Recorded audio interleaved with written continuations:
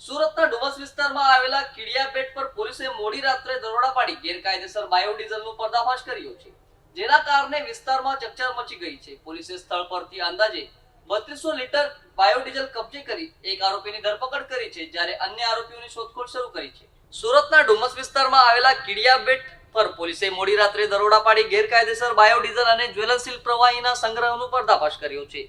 ઝીંગા તળાવની આડમાં ચાલી રહેલી આ ગેરકાયદેસર પ્રવૃત્તિ સામે આવતા વિસ્તારમાં ચકચાર મચી ગઈ. પોલીસને મળેલી બાતમીના આધારે કીડિયાબેટ વિસ્તારમાં દરોડા પાડવામાં આવ્યા હતા, જ્યાંથી મોટી માત્રામાં ગેરકાયદેસર રીતે સંગ્રહ કરવામાં આવેલ બાયોડીઝલનો જથ્થો મળી આવ્યો હતો.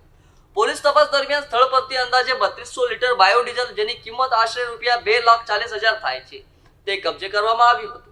આ મામલે પોલીસે મહેશ પટેલ નામના એક આરોપીની ધરપકડ કરી છે, જ્યારે અન્ય એક આરોપીને વોન્ટેડ જાહેર કરી તેની શોધખોળ શરૂ કરવામાં આવી છે.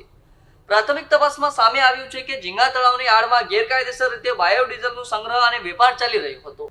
પોલીસ દ્વારા સમગ્ર મામલે વધુ તપાસ હાથ ધરવામાં આવી રહી છે અને આ ગેરકાયદેસર ધંધા સાથે અન્ય કોણ સંકળાયેલા છે તે દિશામાં પણ તપાસનો ધમધમતો દોર શરૂ કરવામાં આવ્યો છે.